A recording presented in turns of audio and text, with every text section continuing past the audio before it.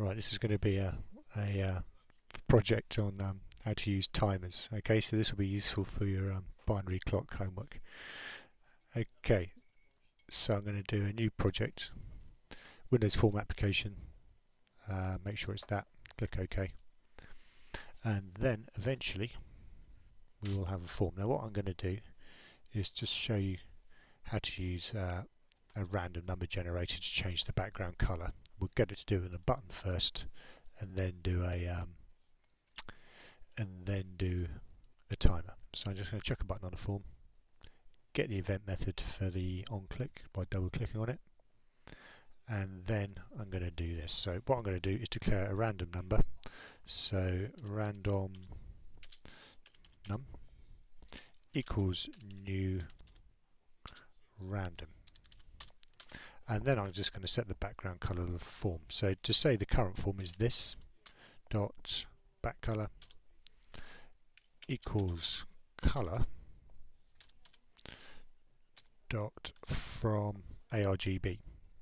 And then what I do is specify three random numbers between 0 and 255. So it's just going to be num dot next, and then the maximum value -1, so it's 256, and then I just basically repeat that 2 more times. So that's the red value, there's the green, and there's the blue.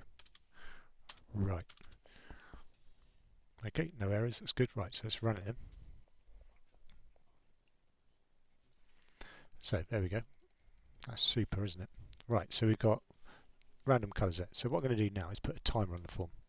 Now a timer is a control, just like anything else. You could declare it in code if you wanted to.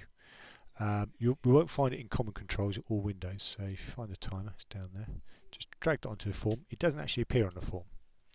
So it's a bit odd, so you will never see it when you run the program. So click on the timer to get the properties, and on the properties you've got a couple of important ones. Enabled as false, so that means by default it doesn't do anything.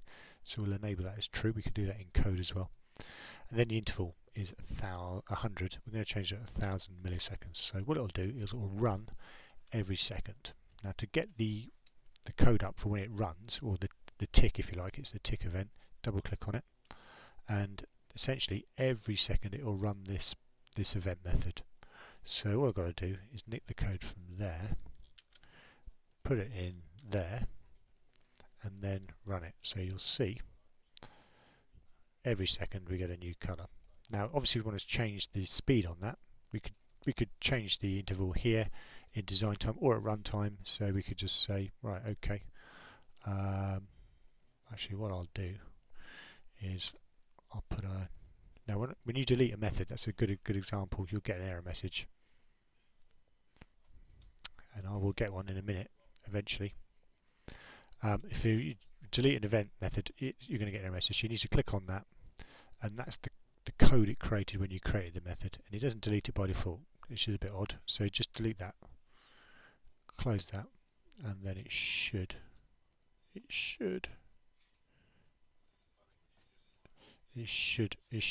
work. There we go. So it's now back. So what I do is I'll chuck another button on there. Let's do that. Okay, there we go. And what I'll do is if I click this one, I'm going to change the interval. So I'm going to say timer, which is the default name, timer1 dot interval equals 100. Okay, so that will force it to speed up when I click that button. Right, so that's slow. There we go, it's now changing much faster. Okay, now this will be useful for when you do your binary clock, because every second we want to update the clock, so we'll have a timer for that purpose. So you write a fair bit of code on it for that. Okay, and that is that.